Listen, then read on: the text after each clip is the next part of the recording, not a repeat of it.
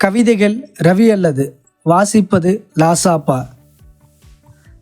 தலைப்பு: பார்ப்பதன் பிழைகள். அதிகமாகிக் கொண்டிருக்கும் அணுக்க தூரம் அருகாமையில் இருப்பதை போன்றதான சுவாசித்தலில் காட்சிகள் யாவையும் காண்பதென்னவோ நீதான். அறிவு போதாமையின் அலுப்பில் உணர்வுகளை மொழிபெயர்க்கும் சாத்தியம் இருந்தால் காலமும் தூரமும் காட்சி பிழைதான் எப்பொழுதும் இணங்கி போன கூட்டுறவில். பைத்தியங்களென பார்த்து சென்ற பலதும் உணர்தலுக்குள் விழும்பொழுதில் புரியும்.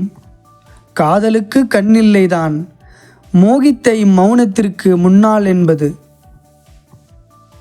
தலைப்பு: வழிமொழியப்படாத வழிகள். மனம் சிதைக்கும் மாய வேளைகள் நிகழ்கிறது. மட்டுப்படாமல் பொழுதொரு வண்ணம் புதிதாக புத்திகள் தடுமாற தொப்புள் கொடி உறவென்றாலும் துவள வைக்கிறது. பிற்போக்கு தனத்தில் நிறைந்த அன்பை நிராகரிக்க முடியாமல் தவித்து வாழ்ந்து சலித்தவர்கள் வயதாகிவிட்டதாக புரியலாம். புண்ணியவாதிகள் புருஷனின் அசௌகரிய அவதியை கடமையென பெற்றவள் புரிய முயலலாம். பொழுதெல்லாம் மனைவியோடு மல்லுகட்டி பக்கத்தில் படுப்பது சாத்தியமாவென முன்னொரு காலத்து முந்தானை வாசனைகளை முகர்ந்தாவது. மலித்த மயிர்குப்பையை கிளறுவதால் கிடைக்காமல் போகிறது தீர்வு. ஆணிவேரை அறியாமல் போன ஆணவ போக்கில். புத்தனாக புறப்பட்டிருக்கலாம். புன்னகை தவழும் பிஞ்சு பிள்ளைகள் கொஞ்சம் கிடைக்காமல் இருந்தால் கௌதம சிரசேதத்திற்கு என்ன செய்யலாம் இறையே? வழிமொழிய யாருமற்று வழிகள் சுமப்பதுதான் இல்லறம் என்றால் விழா இளம்பை அப்படியே விட்டிருக்கலாம். அப்போதே நீ துணையென துயரத்தை தராமல்.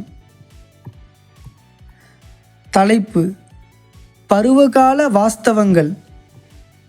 கிளறிக்கொண்டே இருக்கும் இம்மனதின் கரண்டியைத்தான் காணோம். கருகிடும் தணலின் தருணத்திலும் இடைவிடாத நெடியில் வருபடும் பொருட்கள் மாறிக்கொண்டேதான் இருக்கிறது.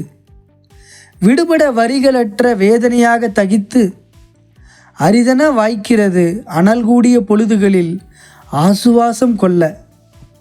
சில பொருளற்ற குளிர்தல்கள் வாழ்க்கை ஒன்றும் வஞ்சிக்கப்பட்டதல்லவென சொல்வதற்கு இந்நெடும் பயண போக்கினுக்கு இடையில்